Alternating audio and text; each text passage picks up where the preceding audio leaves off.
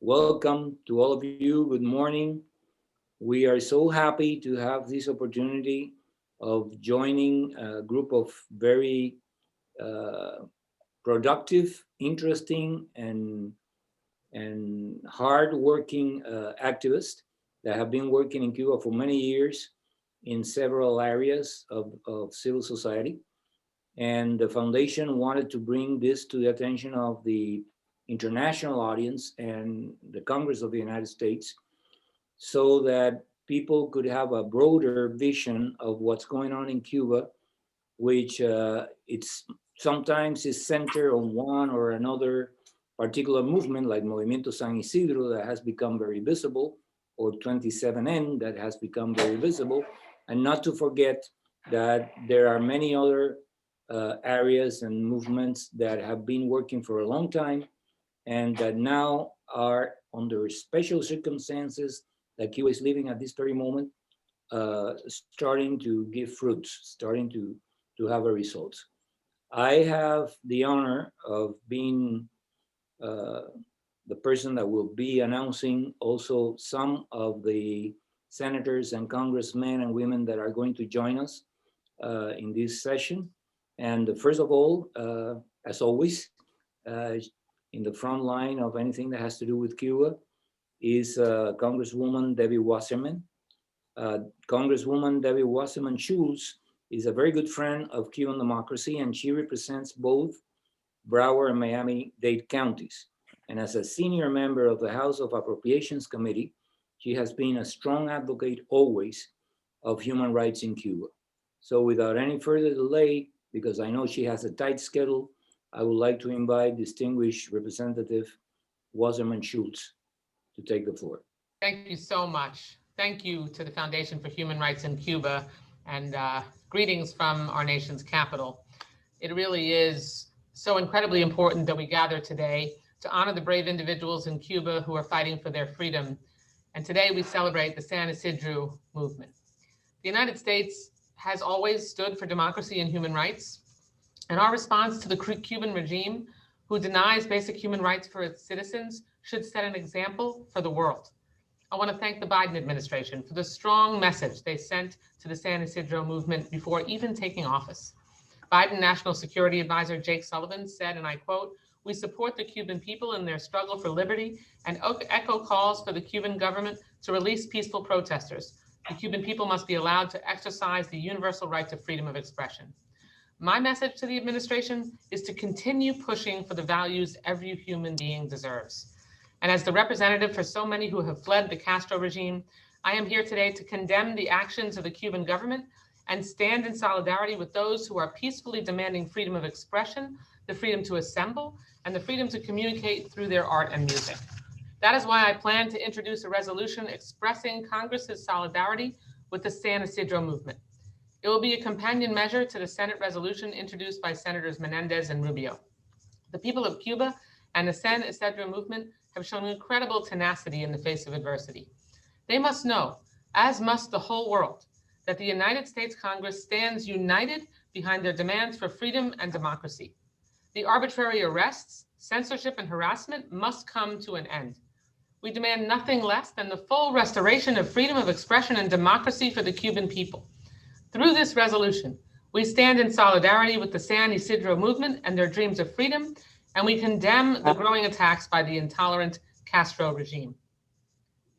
This resolution demands the repeal of the laws that gave the government the power to silence these artists in the first place. It is my sincerest hope that governments and legislatures across the world join us in supporting these democratic activists in Cuba as they struggle for the liberty that we are so privileged to have here in the United States. We must use our position of leadership in the international community to work with our allies to pressure the Cuban government. We cannot retreat into the isolationism of years past and cozy up to dictators, which only erodes our leadership and moral authority. And we must address every facet of the ongoing human rights abuses in Cuba. This is why I support my friend Congressman Albiocetis' resolution condemning the Cuban government's role illegally trafficking Cuban doctors. The government's so-called medical missions abroad include forcing doctors to participate against their will, garnishing them as much as 75% of their wages, threatening their families, surveilling them, and restricting their movement. Americans everywhere have a responsibility to stand in solidarity with those demanding justice in Cuba. I will be working closely with National Security Advisor Sullivan, Secretary Blinken, and President Biden to continue pressuring the Cuban government, supporting the San Isidro movement, and helping the Cuban people achieve real change. While they continue to be targeted in Cuba, the members of the San Isidro movement are heard loud and clear around the world, and they will not be silenced. Thank you so much. Thank you so much, Representative. We are very pleased to have you with us. We know the sacrifices that you made for your schedule to join us at this moment, so we're pleased that we were able to finally have you with us. It's an honor. Thank you. I would like now to, thank you. I would like to hear a brief message by Senator Bob Menendez, who has also been a tireless supporter of the Cuban cause since he first came to Congress in 1992. And we are so proud that he's also one of our own Cuban Americans, who's now the chairman of the powerful Senate Foreign Relations Committee. Okay. Muy buenos días. I want to thank the Foundation for Human Rights in Cuba, its president, Tony Costa, and its director, Juan Antonio Blanco, for inviting me to today's event. Y con mucho gusto quiero agradecer a los miembros del movimiento San Isidro que nos acompañan en este diálogo tan importante. Es un orgullo estar aquí con ustedes. In recent months, the world has witnessed the renewed courage of the Cuban people in the face of relentless repression. We have seen brave artists speak out against the Cuban regime's arbitrary arrest of their friend and colleague, Denis Solis. We have seen activists stand strong against the regime's efforts to discredit their movement. Y en las manifestaciones pacíficas de esos valientes artistas y activistas del movimiento San Isidro, el mundo ha visto lo que todos en este evento ya sabemos, que el pueblo cubano quiere que se escuche su voz, que exige respeto por sus derechos más fundamentales, que quiere una sociedad basada en los principios de tolerancia, libre expresión y democracia. As we all know, activism in Cuba comes with a cost, and we cannot take the San Isidro movement for granted. That's why earlier this month, as chairman of the Senate Foreign Relations Committee, I authored a bipartisan resolution in the United States Senate expressing our solidarity, calling for the release of Denis Solis and all of the artists unjustly detained, and calling on the Cuban regime to engage in meaningful dialogue with members of the San Isidro movement and the activists seeking to advance freedom of expression. Pero, en vez de escuchar las demandas del pueblo cubano, el régimen ha reaccionado con miedo. El temor le obligó al régimen a cortar el Internet en la isla en el mes de noviembre para frenar las noticias de la protesta del movimiento San Isidro. Fue un acto de miedo cuando el Ministerio de Cultura atacó físicamente a un grupo de artistas y activistas frente al ministerio el 27 de enero. I'm outraged as I am by this new wave of repression. I am also cautiously optimistic. My friends, the Cuban regime is behaving how all authoritarian governments behave when they realize that they have no other option but to change. After 6 decades, Cuba's citizens are emboldened like never before. The regime doesn't want the world to see these protests because they represent an existential threat to their power. Now, the regime's efforts to stifle the media, artists, and ordinary citizens are backfiring. The Cuban people have allies in the outside world, and we, the American people, are watching. Here in the United States, we will never shy away from using our voices to support democracy and fundamental freedoms in Cuba. We will never hesitate to call on Cuba's authoritarian regime to take steps to restore and respect the rights of its own citizens. We will always insist on meaningful change, and that starts with the regime listening to independent civil society, including the dialogue initiated by the San Isidro movement. Por eso, a nuestros amigos del movimiento San Isidro, les digo que el mundo está mirando y respaldamos sus esfuerzos. Y a todos los cubanos que sueñan con un futuro de patria y vida, me mantengo en solidaridad absoluta con ustedes. Muchísimas gracias. We thank the distinguished Senator Menendez for his kind words and his interest in addressing this meeting and his initiatives in support of civil society in Cuba. And now I would like to take the next speaker, which I would invite Kisi Macias to take the floor. Let me introduce her briefly. Kisi Macias have dedicated most of her life to working with different causes in Cuba. She's an artist, a very good artist, by the way. She's also considered a miracle maker because she's the only one that I know, at least, that was able to produce a sort of Woodstock in Cuba under the repression of the Cuban government for several days. That was named the Festival Rotilla. And she also produced a number of concerts in the outskirts of Havana with rap and urban music, which was also repressed. And now we're seeing the fruits of all the work that she started in Cuba with this song that has shaken the Cuban government with Patria y Vida. So I think, Kisi, that you have a lot to teach us and a lot to, information to pass us on how this movement goes beyond Movimiento San Isidro. How you were very much connected to the birth of Movimiento San Isidro at the very beginning, but and you're still at this moment.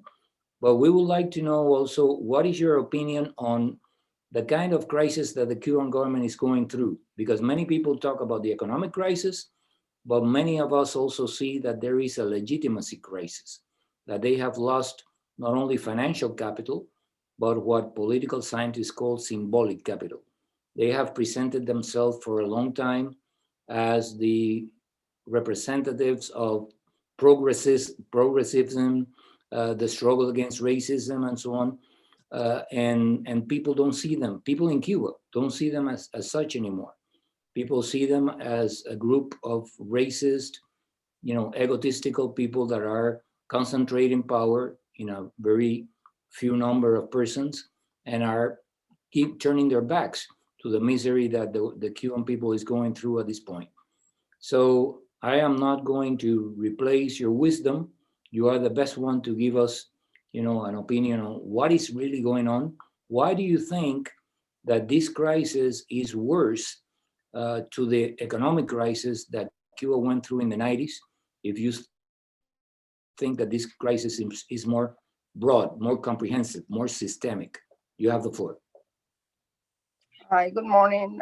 Thank you, Juan Antonio, for inviting me to this panel. I'm very honored to have a presence and a voice here.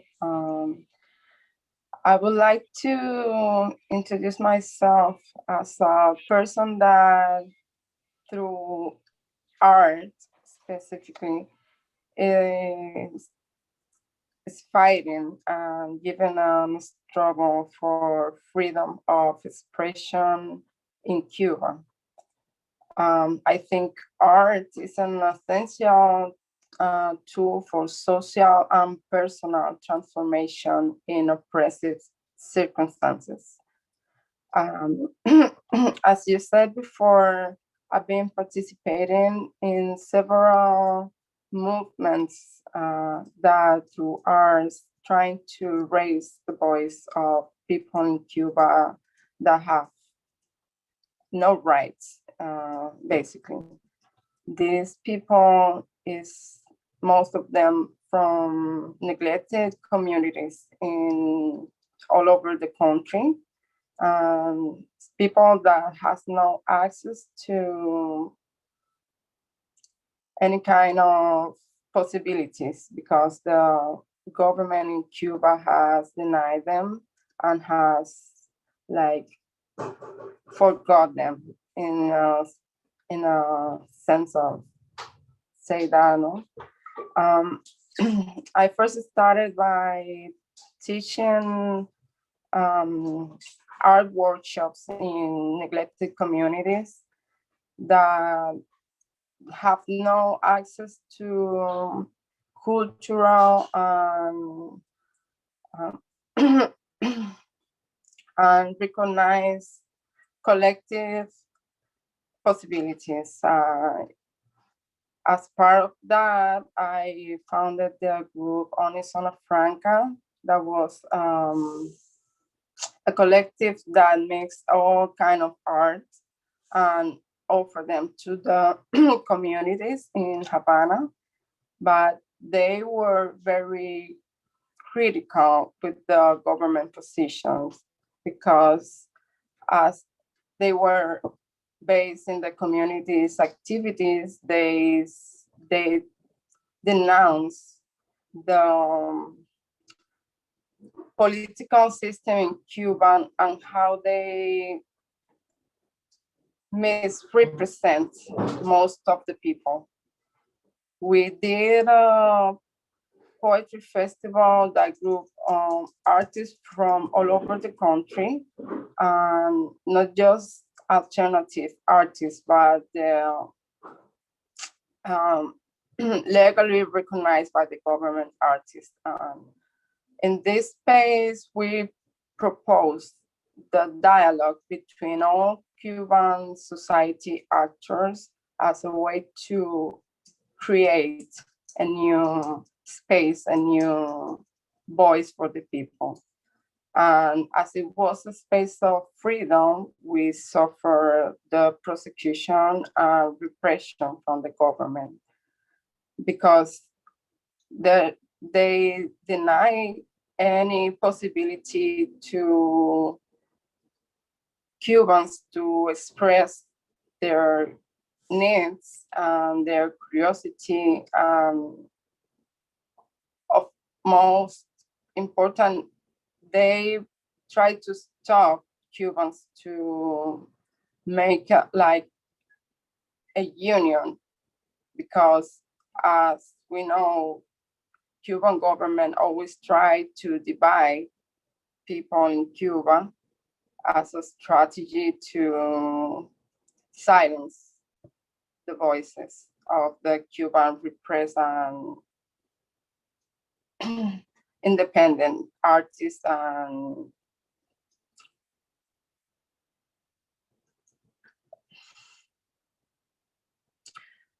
independent artists and actors of the civil society. That's what happened with the Frutilla Festival that gathered more than 20,000 young people in a beach near the capital, where there was no political presence at that time. Artists like Aldeanos, Silvito El Libre, and Escuadrón Patriota could offer a concert to thousands of young people that feel the power of their denouncements. Of course, this festival was also suffered from the censorship of the government, and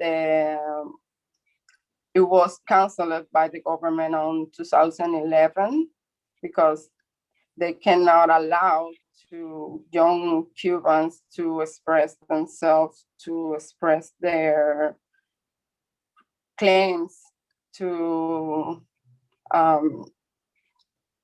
to create a civic conscience between the young people in Cuba. After that, I also participate on the project Estado de Sats, who at some point could gather together most of the opposition initiatives that we had in Cuba at that time.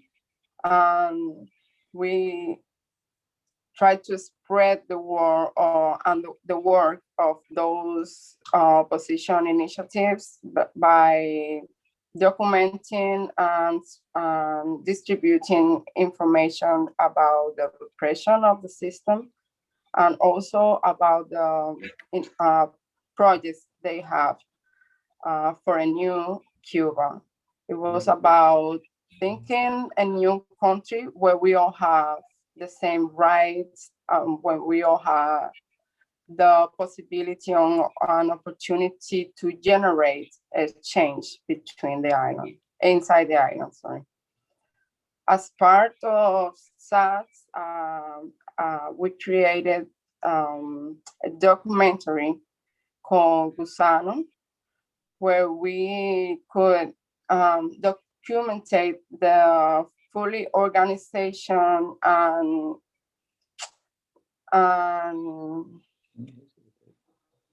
the fully organization of a repudiation act against the civic actors and civic activists of the society in Cuba. This documentary is international known because it recounts the history of the repudiation acts in Cuba, where people was and still is being beaten and sorry, because my English is not that good, but is a repudiation act is when people from government try to beat and repress people that is trying to express themselves with liberty. After that, I came to United States, but I keep raising my voice for Cuban rights and our struggle for freedom. As part of that activist, I joined the Movimiento San Isidro in Cuba that was created back in 2018. I think we all know that after the Diaz-Canel took his inauguration day, he signed Decree 349 that basically sharpens the censorship for independent art in Cuba. This decree makes legal the confiscate or fines or sanctions for artists that have no formal links with the government institutions. As a protest against this unilateral decision of the government to introduce the Decree 349, a group of artists and activists gathered around Luis Manuel Otero Alcántara to protest against this 349 decree. Kisi, Amaury, oh, no. sorry. Well, I'm going to stop you now because we want to go back to that story later with the others, and we still need to go around. But you have given us a big chunk of information on yourself, on your background, on your experience, and on the experience of the movement as such. We go back to you again in the next round of questions. I should inform everybody that Alfredo Martinez, the independent journalist and member of the 27N movement, has been disconnected in Cuba, but I have a video that he advanced to us just in case that this may happen. Before doing that, I am going to give the floor to Denis, because after all, I mean, we have in video, we have Alfredo, and I don't want you to be disconnected before you have an opportunity of speaking live to us. Yeah. Please try to hold your, we have so many messages and so on that we have to make the best use of our time. So please try to use 5 minutes. Yeah, means. Thank you for everyone. I would like to talk about the animalistic activists in my country. It's a very complicated situation right now. It's not a secret for anyone that the government see us as a threat. It's also happening with another independent social movement in the country. Harassment, the persecution and the harassment by the government is due because we are creating space for people. We create a space where people can think and speak freely. Also, because the independent social movement have been an example, a beautiful example, and I have been helping and have helped in the creation of another other movement in the country. In my experience, like animalistic activists, has been sometimes complicated because the situation with animals inside of the country. 2 days ago in the morning, 22 people were in the Ministry of Agriculture in Havana, a Pacific manifestation, because we asked the government for an animal protection law. We need an animal protection law in the country. Many countries in Latin America, North America, means Canada, USA, Europe, some countries in Asia have a protection and animal law. I mean, Cuba, we need the same. We need the same. We are because of the internet, we are sharing this information. The people are joining to these causes. I mean, it's a beautiful cause because we are fighting for animals. And yes, we are suffering persecution by the police and the government. It's too bad. We can see videos, photos of secret police on the corner of your house. Means if you're an animal activist, you will have someone of the government watching you, near you. And it's complicated. It's not only, it's complicated for all the independent social movement in the country. Animalistic activists or journalists, independent journalists, Sangasidura as well, artistic movement. Everything is complicated. It's a chaos in Cuba. But we are doing our best. We are fighting for our right. We need to say it. We need to say it. We need to cheer. We need to feel empathy for another movement. Means animal activists, we feel empathy with Isidro, with the artistic independence artists, with 27 and we are sharing this empathy. It's beautiful because we are joining. And we are sharing this information by internet. Internet is our weapon right now in Cuba. Well, the internet and also our voice too is our weapon.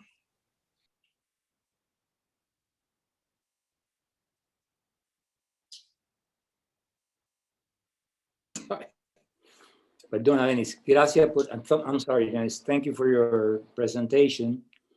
I am going to give the floor to Erika Guevara, the representative of Amnesty International, and also the director for Latin America for the region.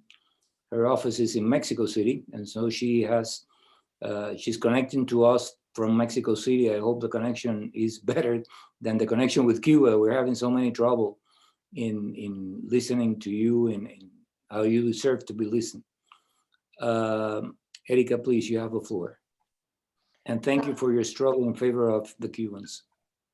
Thank you, Juan Antonio, and thank you to the foundation for the invitation to this panel. It's a privilege for me to be able to share this space with Kizzy, with Denis, with all the people of Cuba, and particularly the members of these very diverse social movements that have been emerging in Cuba over the last few years in response to the repression of the government, and they are demonstrating that social organizing could continue in spite of this repression and in spite of all the consequences that individuals and the collectives are facing. So it is really an honor for me to be able to share with you. We know how difficult it is for people in Cuba to connect over the internet, because we know exactly that the internet has been used as a tool for social change, but has been also used as a tool for repression, given the government monopoly and control over the internet and over the social media in general. So I'm very pleased that we have been able to hear from Denis and Kisi, and that we are going to hear from others being innovative in the use of video. So thank you very much, Juan Antonio. And I mean, I want to talk briefly about some of the concerns that Amnesty International has been expressing over the last few years, over the last decades, but also the important role that the international community has in order to protect the rights of those who are now being exposed to these levels of repression that we have heard from Kisi and Denis, and that we have heard from many other members of different movements, particularly Movimiento San Isidro, but also from other movements that have emerged in response and in resistance to the level of repression that people in the country are facing. And just to give you kind of a sense of history, right, and how Amnesty has been documenting human rights violations in Cuba for many years. When Amnesty International was established in 1961, the organization wrote a letter to the Cuban embassy in London expressing concern about a prisoner of conscience. Since then, our organization has identified thousands of cases of people unjustly detained in Cuba solely for the peaceful exercise of the rights to freedom of expression and peaceful assembly. In the 90s, the Cuban authorities started to shift away from mostly using long-term imprisonment to silence political criticism, human rights criticism, and towards the use of frequent short-term arbitrary arrest and detention, a tactic that continues to this day.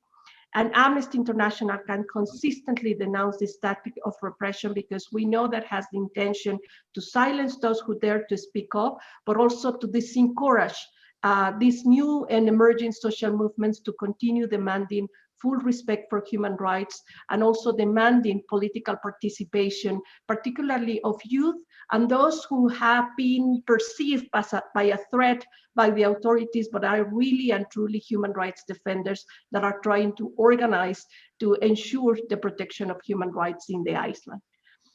As you know very well, independent human rights organizations and mechanisms, including special rapporteurs of the UN and the Inter-American Commission on Human Rights, have not had access to Cuba for decades. So it has been very difficult also to monitor the situation and document in situ the situation that many people are facing currently and that many people have faced historically. Cuba is the only country in the Americas, for instance, which Amnesty International doesn't have permission from the authorities to access. We have multiple times request access to the country through Cuban authorities by sending letters.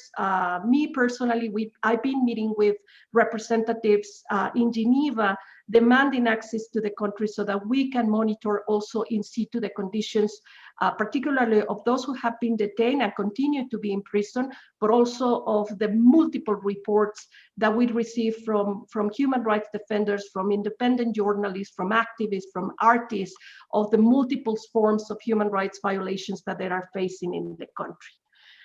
We know that human rights defenders have faced particular risk. I mean, we have heard from Denis some of his experience defending the rights of animals, but also we have heard from many other human rights defenders defending different types of rights, including social and economic rights, demanding the state authorities full respect for economic and social rights, particularly of those communities who have been marginalized historically in Cuba, including rural communities, Black communities that are totally marginalized from policies that the Cuban government have put in place.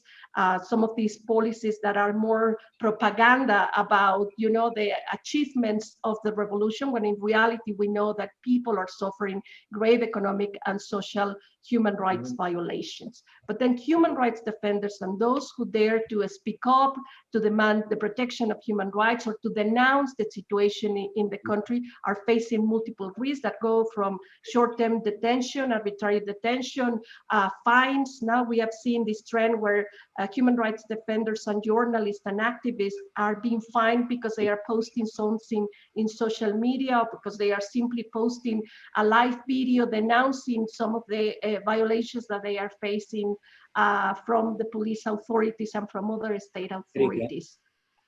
Erika, Yes. Erika, you hear me? Yes, Juan Antonio, I hear you very well. I duly apologize for interrupting, but we have, you know, we're going to have only 2 minutes before he goes back to a meeting in Congress of Representative Albiocetis. If you will be so kind to, you know, turn the floor to him, and then we'll go back to you again. Yes, of course. Go ahead. Yes. You're very kind.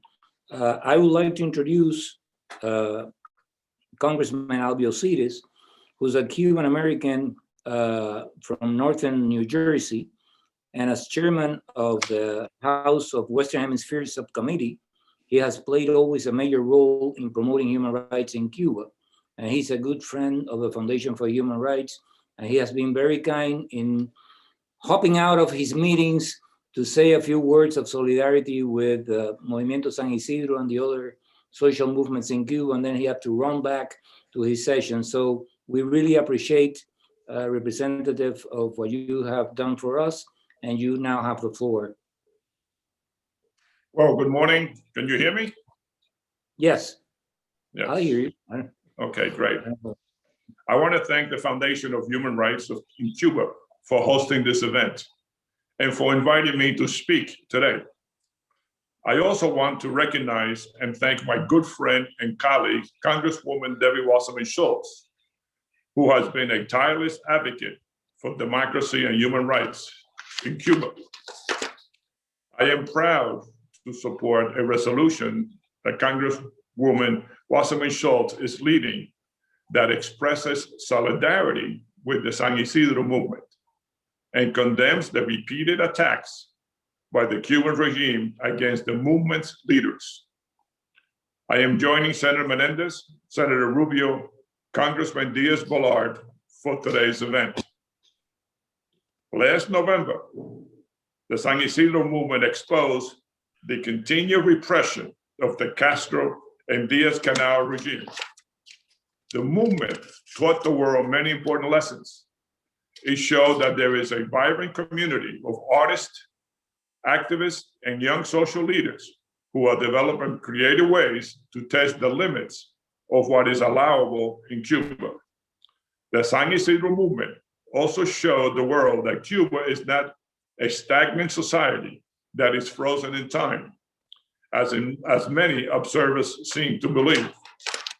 This is a country that is in a state of flux, where a brutal authoritarian regime is clinging desperately to power amid a rapidly changing world.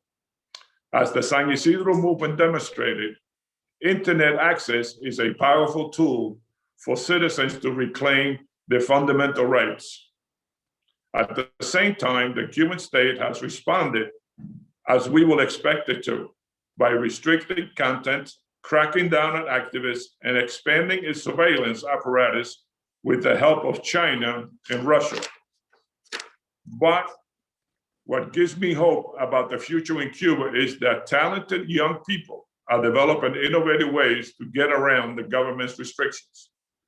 These brave individuals are shaking the very foundation of the Cuban dictatorship, and they deserve our support.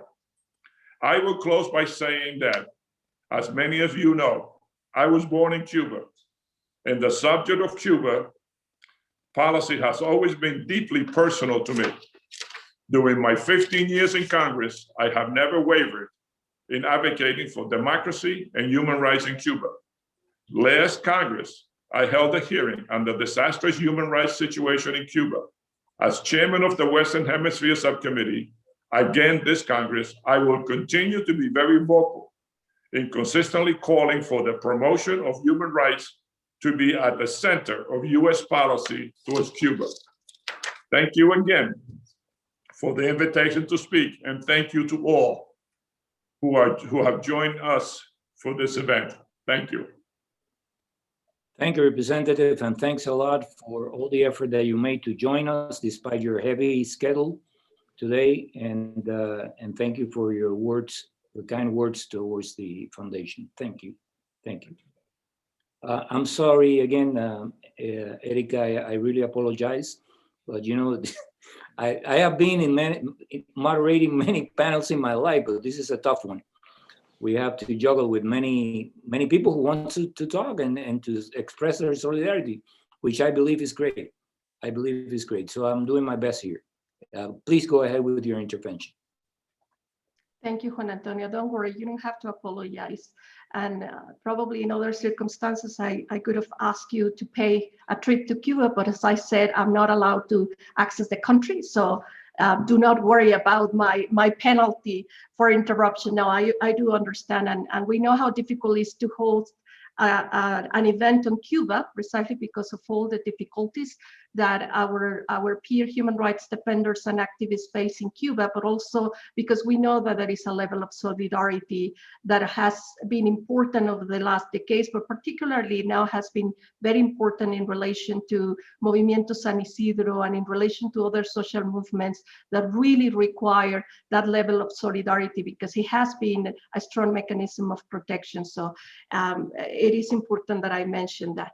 And I was talking about some of the risks and some of the human rights violations that human rights defenders, independent journalists, activists, artists are facing in this state of repression, this policy of repression that has been imposed by the Cuban government for many years, and that these tactics have increased over the last few years precisely because of the internet, because of social media, because these independent media outlets that have emerged in Cuba and the threat that they represent for the government. So the increasing kind of repression and persecution against of these people have increased as well, and the risk that they are facing individually and in their collective. But I think it is also important to mention that repression is not only targeting those who dare to speak out.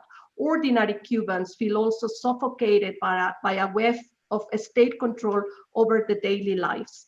Part of that control is, for instance, if you want to hold a job, you have to agree with everything the government says or everything the government instructs you to do. And we've seen how also this web of control over ordinary Cubans is having an impact on the exercise of human rights, and particularly on the protection of those who dare to speak out. I mean, we've seen these scenes, images that are being sent through social media, live video recording of these kind of attacks, social attacks, right, against human rights defenders, independent journalists, and activists by ordinary people. But behind that, we also know that there is a web of state control that is imposing rules to those people who want to hold a job or who want to have certain privilege, access to food or whatever. And this is used against people also to demonstrate against human rights defenders and independent journalists. So I think that it is important to mention that repression and persecution is not only targeting those who dare to speak, but it's also targeting ordinary Cubans. And for that, it is important that the international community plays an important role in demanding Cuban authorities to put an end to these repressive policies that have been the characteristic of the government over the last decades. And just to say that what we are seeing with Movimiento San Isidro and with these emerging movements of very diverse type of people, we have independent journalists, we have human rights defenders, artists that comprise these movements, but we are also seeing other type of Cubans that are demanding and defending different types of rights. We've seen women as leaders of some of these movements, really representing a different voice and different type of denouncement, that it is important, because there is not only the repression, there is not only the violations of civic and political rights, what is happening in Cuba. I mean, we have heard that there are other rights that have been violated and are also very invisible in this network of impunity that the government has created for itself, right? None of these human rights violations have been investigated properly, and because there is no international scrutiny that is allowed to enter the country, it is very difficult that people who have suffered human rights violations, all these artists, all these independent journalists, all these human rights defenders can access to any level of justice for all the abuses and violations that the police authorities or other authorities have committed against them.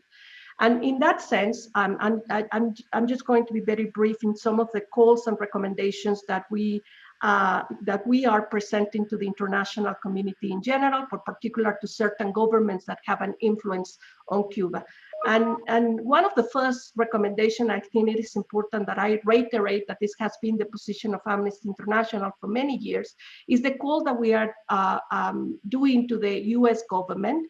And we are now more than ever putting a lot of pressure on the new administration to really take all the necessary steps toward lifting the economic, financial, and trade embargo against Cuba, which undermines economic, social, and cultural rights for people in the country, but also has served as an excuse for the government of Cuba to continue imposing a repressive state apparatus that is affecting the exercise of human rights of all people in the island. And now that Cuba is a member of the Human Rights Council, we are also calling on state members to fulfill their obligations to condemn human rights violations and demand access to human rights mechanisms to the country, including the special rapporteur on freedom of expression and peaceful assembly, that it is important that can monitor and document the situation in the island. And in the interest of transparency and to facilitate independent and objective monitoring and reporting on a range of human rights issues in Cuba, independent human rights organizations such as Amnesty International should be able to enter the country. So we are urging that dialogue between Cuba and the international community via bilateral or multilateral relationships have to include a demand on the access of independent organizations to the country so that we can continue monitoring, but also that we can create mechanisms to protect those organizations and human rights defenders in the country that are continuing their struggle for human rights and social justice.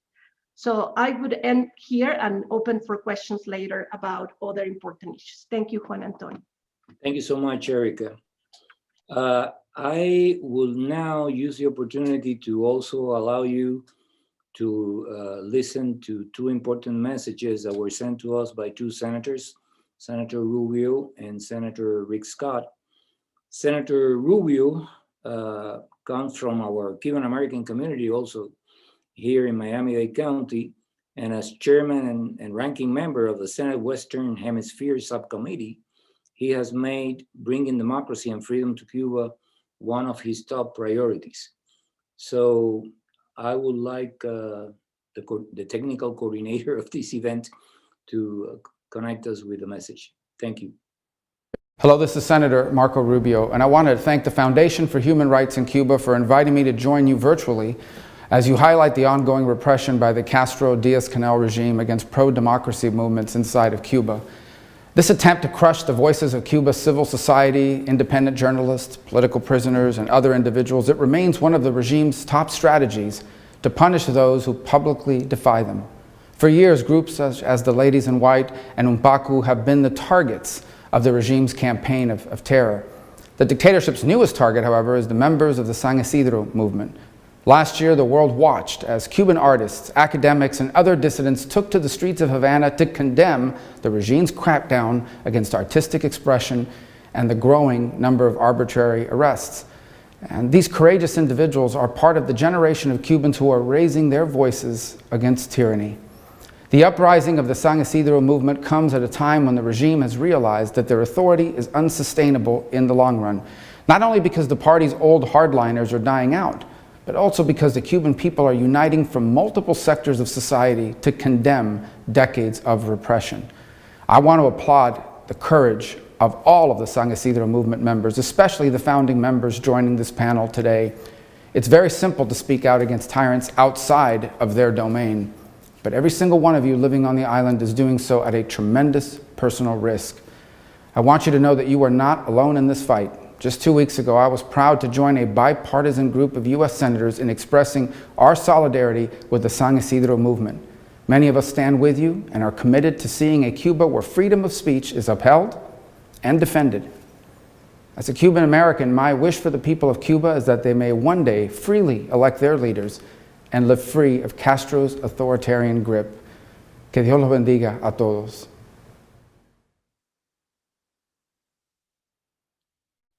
Okay, I would like the technical coordinator to also pass the Rick Scott 1-minute message that he sent us, which was very kind of him.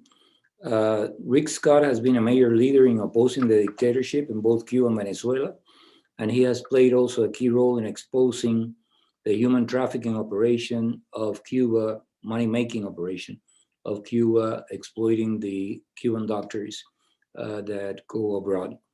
So do we have that video ready? Thank you. Hi, I'm Senator Rick Scott. Today, I want to recognize the brave men and women who continue to fight every day for freedom and democracy in Cuba. For far too long, the Castro regime has oppressed and persecuted those who seek to make their voices heard. But we cannot stop fighting. As a U.S. Senator, I will continue to do everything in my power to bring a new day of freedom in Cuba, Venezuela, and Latin America. To every brave man and woman of the San Isidro movement, no te rindas, juntos seguiremos luchando por la libertad y democracia por la gente de Cuba. Gracias. Thank you. As I said before, we lost the connection with Alfredo Martinez. Normally, in any other normal circumstances, we would have thought that there is a storm or something, but we are used to this kind of incidents in the case of programs that have to do with the situation in Cuba. But we do have a video of Alfredo that we asked him to prepare just in case that something like this would happen. So I would like the technical coordinator also to get that video for us. Hi, hello. First of all, I would like to thank you for the invitation to this conference. My name is Alfredo Martinez Ramirez. I'm 29 years old. I'm a civil engineer. I live in the Havana, and I work as a journalist in the independent magazine called Tremenda Nota. Tremenda Nota is a magazine dedicated mainly to the LGBT community and women in Cuba. Also, I'm a member of the 27N. It is a group of independent artists, intellectuals, filmmakers, activists, and journalists who demand respect for freedom of expression. And also, we demand the end of censorship and harassment of artists and people with different political thoughts in Cuba. The name arose as a result of the massive concentration that took place outside the Culture Ministry of Cuba on November 27, in response to the repressive escalation against artists in Cuba, to demand the right to freedom of expression and creativity, as well the freedom of the rapper Denis. I firmly believe that the art must question the power. In recent years, some creative collective on the island, such as OMNI-ZONA FRANCA, San Isidro movement, have exerted pressure on the boundaries of the art institution. This pressure has produced a redefinition of the legal boundaries of cultural politics, which accentuates the artificial demarcation between the political and the artistic. My first step making activists was with the group of independent artists and writers, Anima Group. This group it's created to rescue the historical memory of Cuba through the art. Later, I got involved in a project, Untitled Chapter. That project provides a space of autonomous thought in Cuba and makes visible independent projects that are created to improve the current Cuban civil society. Like these groups and projects, there is also an institution led by the well-known Cuban artist Tania Bruguera. Instead, is an institute that carries out actions and relate the theoretical events with the objective to investigate the obstacle to the cultural freedom on the island. These movement, projects, and institutes fulfill functions that the Cuban government has put aside and do not constitute a priority in the country. The other thing is that it makes it very clear that you cannot have artistic freedoms without have political freedoms. Here I'm gonna to stop for a minute, and I'm going to develop this idea because I say this because we have too many examples. I'm going to focus on the events of the end of the last year and the beginning of this one. The year 2020 can be described as a complex year in the Cuban cultural context. Due the repression of artists, the imposition of censorship mechanisms from the law, and violation of the right to free expression in general. As an example, I'm going to talk about the events of the hunger strike in San Isidro, which occurred about at the end of November last year. They stay at the headquarters of San Isidro movement. Many activists, artists, and journalists went to the police station Cuba to inquire about the status of the musician Denis, unjustly prosecuted on the charge of contempt. I was detained for more than 20 hours without any legal reason at the Cojimar police station. Then during the strike, they were chemically attacked with an acid.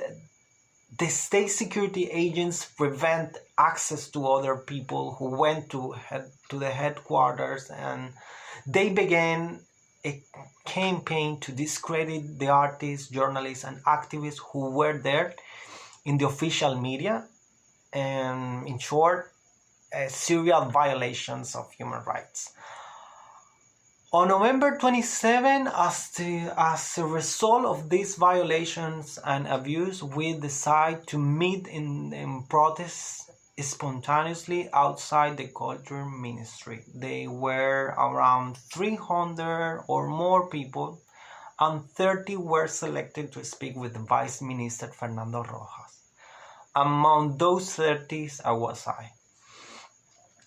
In that meeting, in a way to summarize, because it was more deep, 3 central issues were debated. The first one is how the Interior Ministry filters his power in cultural institutions and how Culture Ministry maintains a policy of apparent ignorance about this problematic. The second one is how the Cuban institution categorized with unfavorable aesthetic criteria about artists who disagree the country's politics. And the third one is about the bad experience, censorship, persecution, arbitrary arrest to the independent artists from part of the political Cuban police. The 27N is a group that advocates dialogue, but the dialogue has to be on equal terms. We don't believe in violence, and violence is what we have received. This January 27, we met again outside of the Culture Ministry, this time around 30 people in a peaceful manner, demanding that dialogue with conditions. And the way in which we were violated and treated is unconstitutional because they break laws that are included in the current Cuban constitution, and the government and the political police do not respect. I ended up with a fractured finger because they pounced on me to try to take my cell phone away, and for weeks they have maintained a discrediting and hateful speech in the official media about the people who integrate this group. For finish, I would like to tell the American government, if they plan to start negotiations with the Cuban government again, we need a broad representation of Cuban society in all its social and political diversity. As a difference from the previous process, the negotiation has to be under condition of transparency with equal access to the official and independent media, as well as the international press. And also all negotiation must have a purpose to the recognition of the civil, economic, and political rights of the Cuban people. Thank you a lot.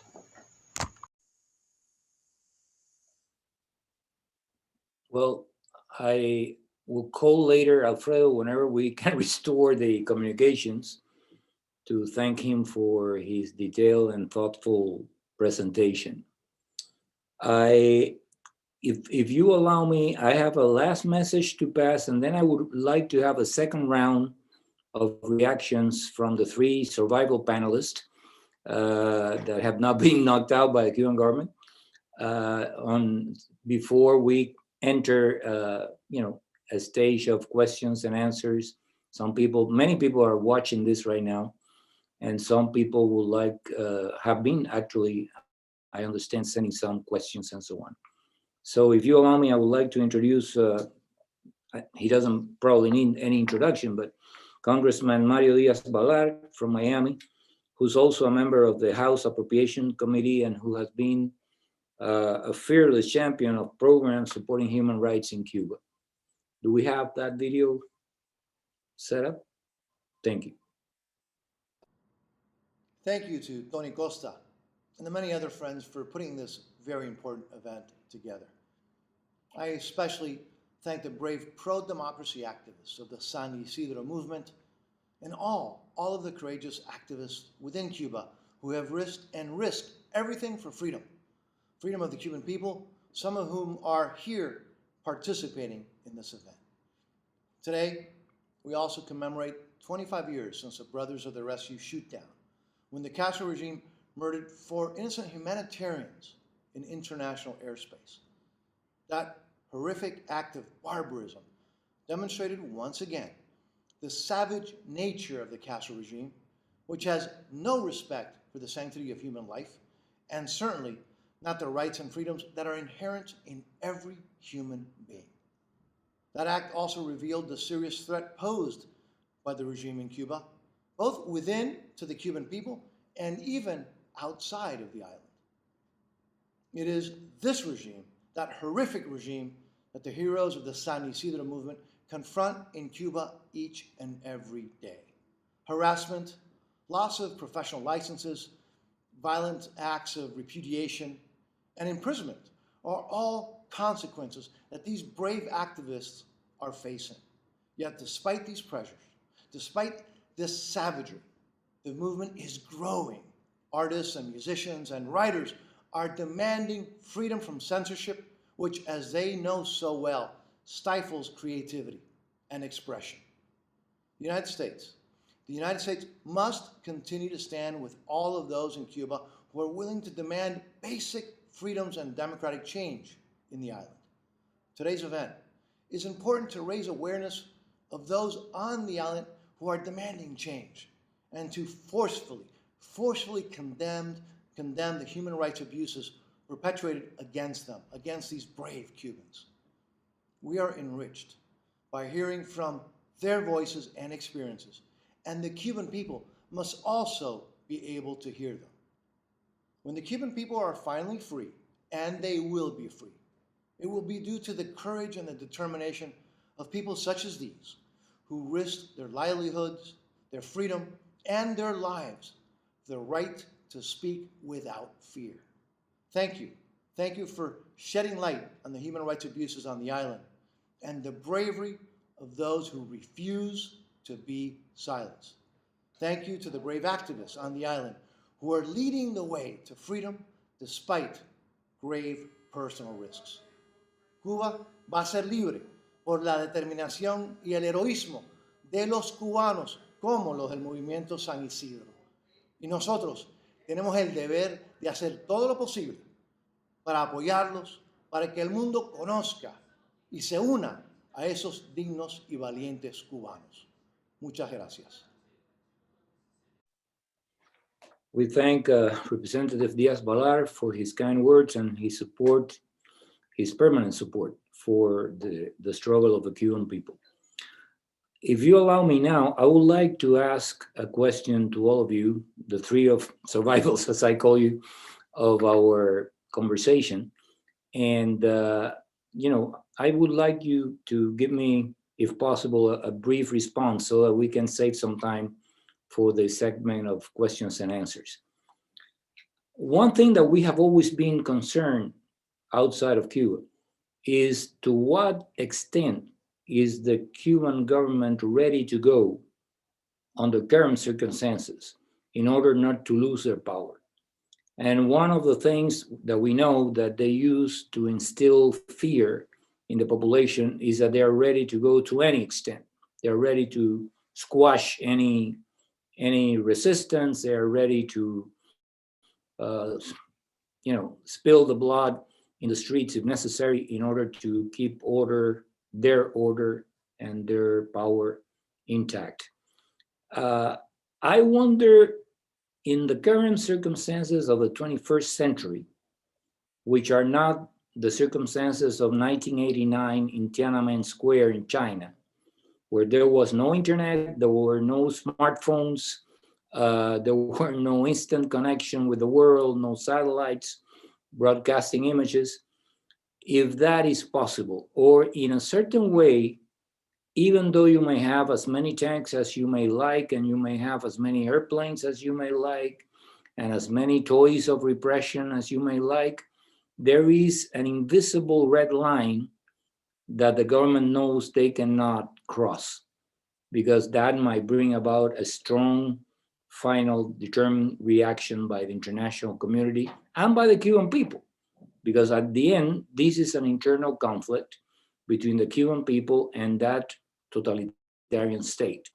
The rest is the peripheral circumstances in which the Soviet Union got involved, Venezuela got involved, and other freedom democracies in the world got involved. But the core of this conflict is between a state that denies the rights of the Cuban people and the Cuban people that want their rights back, right? Now, to what extent can they cross that invisible line and use all the little power that they have in those toys, in those tanks, in that artillery, in order to keep their power, when that is not really when it's not really possible in the 21st century to keep that massacre invisible to the world. When you have tens of thousands of cell phones and smartphones that even if they turn down the internet, they can record videos that are going to sneak out and the world will be watching what is happening in Cuba. So I would like, you to give me your reactions. Do you think that these two things, the possibility of having the whole world watching, which is one of the key, let's say, duties of our foundation and of course of Amnesty International, for example, would have an effect in deterring the Cuban government from resorting to all the arsenal that they have of repression, and that we can eventually, with our solidarity, with paying attention to what's going on, with our continuous alerts, with events like this one, to keep the world watching and not get distracted, so that we can keep the government, in line. And they will always repress, we know that, but that they will not cross that barbaristic line that they have crossed in the past, and that other systems similar to that one have crossed in the past. I would like, to know your ideas briefly. I took more time than I'm giving you now to explain whatever you think about this. Maybe this time I start with you, Denis.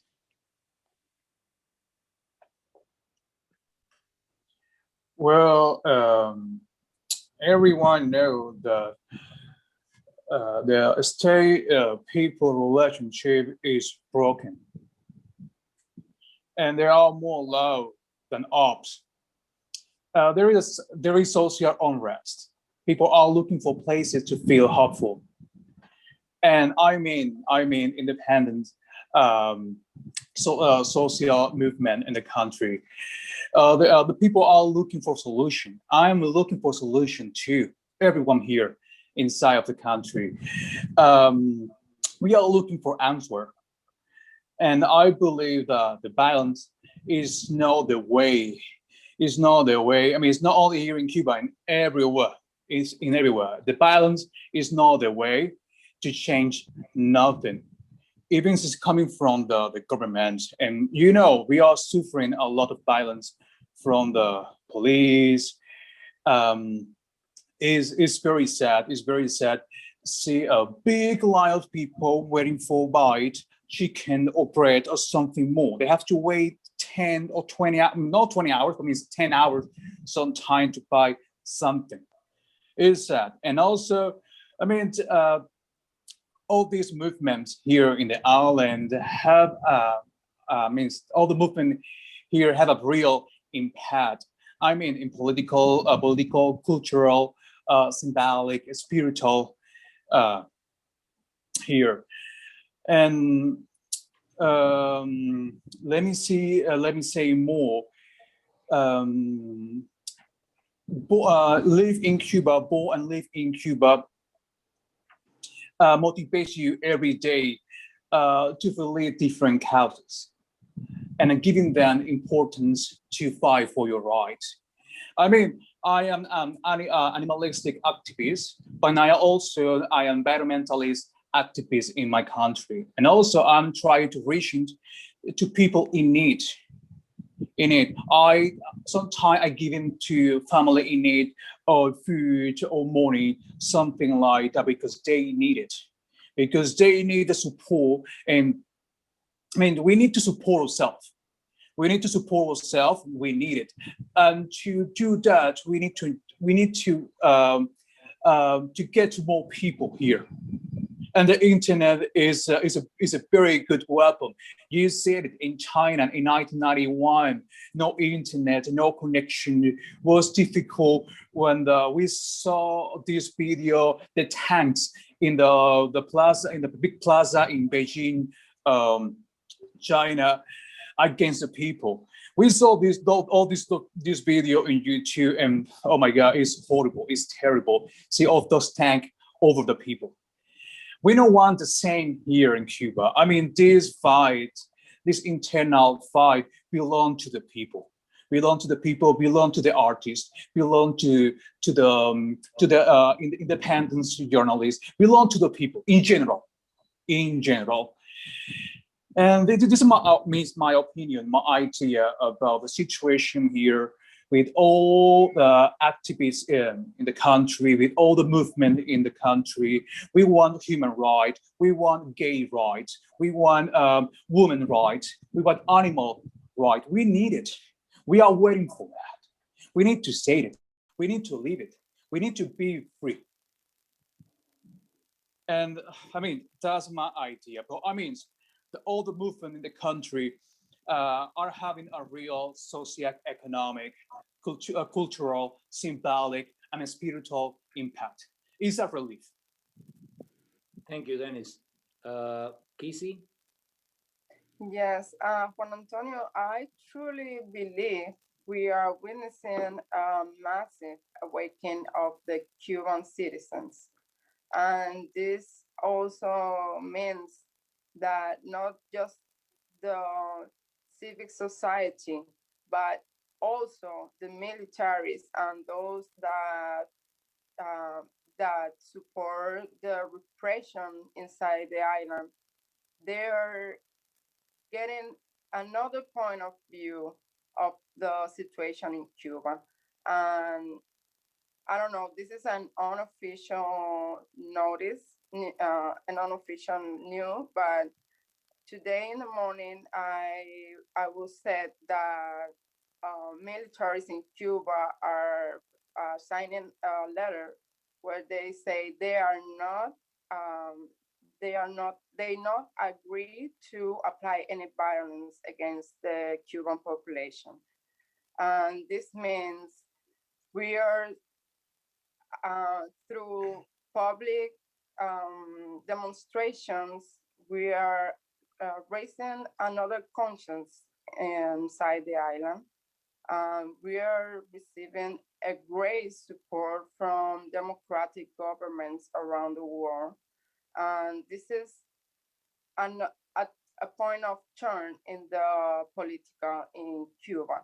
I think we are not gonna see a massive repression this time because the dictatorship have not that much power right now. They depend on the economic support from other countries because they don't have any economic, they don't have any economic foundation they need. They need money from outside the island because their economic reality is like zero. They need us here on the exile. They need another countries like Venezuela to get some money and some weapons and all that things. But well, the point is, I don't think they are in the point to make a massive military fight against the population in Cuba.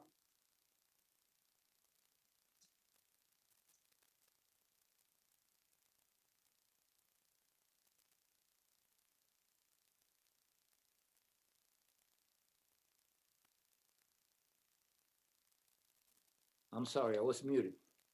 Erika, I'm sorry. Well, Juan Antonio, this is a very important question, right? I mean, on 60 years of experience that Amnesty has had in Cuba and documenting human rights violations and documenting these policies of repression and how the government has been adapting, right, these policies of repression to the current context, including now with the internet, with the social media. I mean, we have to acknowledge that their apparatus, the propaganda apparatus, the repressive state, control state policies are also innovating, right, in some way. I mean, they continue to create this simulation that they are creating political participation for people. I mean, we saw that during the constitutional reform and all the promises that it was going to be an open an active process where people were truly going to participate in designing, right, the future of the country. And at the end of the day, we saw with the constitutional reform, and we continue to see with all the government attempts to demonstrate that they are willing to open dialogue, that they are willing to respect the rights to freedom of expression and peaceful assembly, but that nothing is changing really on the side of the government. But on the other hand, and I think that it is important to mention, because we've seen over these 60 years, many emerging social movements, the Women in White, and many other youth-led movements that have emerged in different decades in Cuba, with a huge difference, right? They didn't have access to internet, they didn't have access to social media, they didn't have any possibility to create independent media outlets that the ones that we are seeing now being led by people, journalists in the country. This is something that we haven't seen before, and I think that it is important to acknowledge. And of course, I don't want to put all the pressure on human rights defenders and activists such as Denis and Kizzy, but at the end of the day, what we are seeing is a major change in Cuban society. Now there is more access to information, and despite this propaganda and the monopoly of the media controlled by the state, and the persecution and the criminalization that they are expanding on everyone that is participating in a social media through all these media outlets that they control, the reality is that ordinary Cubans are accessing information. Ordinary Cubans now know about Movimiento San Isidro. Ordinary Cubans know about the incredible courage that activists, journalists, artists, and ordinary people have in that November 27, when they were protesting in front of the Ministry of Culture. This is something that was happening before, but the world and the ordinary Cubans didn't have access, right? So I do think that it is important to mention that the context has changed, that social mobilization is happening in Cuba, that youth in particular are leading a new waves of movements that are truly demanding the protection of human rights and are calling on the government for accountability. And this represents a major threat, of course, for those who are daring to speak out. And we are seeing the levels of surveillance and harassment are totally unacceptable under international law, and any kind of government should be, protesting and condemning these acts against activists, independent journalists, human rights defenders, and many other people who are now speaking up. Artists that are truly demonstrating that art can be a tool of social change. Journalists, independent journalists that are using their cell phones to report on the situation in Cuba. I mean, many others that are truly using these tools that have been used in the past to control them. They are using it in innovative ways to change Cuban society as well, and to kind of awaken political activism and social activism within Cuban society. So yes, the past few years have been bittersweet, a bittersweet period for those who have been hoping for major change to happen. But there are plenty of opportunities now for the Cuban government to shift its policies, to shift its repressive apparatus, and to create true dialogue with the people that now are demanding from their authorities accountability and respect for human rights. Thank you so much, Erika. I want to say something that normally would have been said at the beginning, but I prefer to leave it for the end of the session, and is why we chose this date, 24th of February, to organize this meeting. Every Cuban knows, all Cubans knows that on the 24th of February of 1895, the last war for independence was started by Jose Marti in person, who died a little later in the field, in the battlefield in Cuba. But there are a number of incidents like the one that Representative Diaz-Balart reminded us in terms of the shooting of the Brothers of the Rescue also happened around this day. For example, on the 23rd of February was also the day that Orlando Zapata Tamayo died in prison in his hunger strike, demanding his own rights as a prisoner that were denied to him. And then he was denied even the water, and he died in prison in that hunger strike, one day before the anniversary of the beginning of this War of Independence. And as Diaz-Balart reminded us, these people were shut down. That was a crime. But I want to add something to that comment. That was not only a crime against those 4 people who died in that incident. To me, who I had an access to a certain information at that time, that was a genocide of Fidel Castro, a deliberate genocide by Fidel Castro, who was offered an olive branch by several countries in the West, including President Clinton, and decided to sabotage any dialogue with anybody in order to keep his reign of terror intact. So he not only wouldn't mind, he deliberately planned in advance with a mole that was inside the group of the pilots, the shooting down of those airplanes to make sure that there will be an incident that will break down any conversation, any negotiation. And believe me, I was at that time in Cuba, and people were starving. People were going really hungry. So it was not only a crime against 4 people, which was absolutely unjustifiable. It was also a genocide, a crime against humanity, because the situation of Cuba could have taken a better path at that time if he, instead of entrenching himself in his system of oppression and so on, would have opened up to the world and would have started to have dialogues with different countries, France, Canada, the United States, and others that were, Spain, that were offering an olive branch, so that a transition, a peaceful transition, as Denis was asking for before, could take place. It's good to keep this in mind, because unfortunately, some of the people who run Cuba today believe in continuity of that Cold War mentality, in which you should not dialogue with anybody because that is a sign of weakness, and you should not try to reach a common ground because that's a sign of weakness. And we hope that with the peaceful, nonviolent struggle that heroes like you in Cuba are carrying out nowadays, we will land in a better place. But I can assure you, and I'm sure that Erika will agree in this with me, that the world is watching, and we are not going to allow a massacre against the Cuban people go idly. We are not going to allow that. There will be no consequences if they use lethal power against peaceful demonstrations. So I wanted to remind everybody that this is a historical date. And in this date, everybody's reaffirming its commitment to the freedom of Cuba and to human rights in Cuba. Having said this, I think that we lose the contact with other people. I just have to thank you. We are also out of time. It's already 11:30. I am very, very grateful to all of you and to all the people that jumped in, at least for a couple of minutes, to say hello and to express their solidarity with the struggle of the Cuban people. And we'll carry on.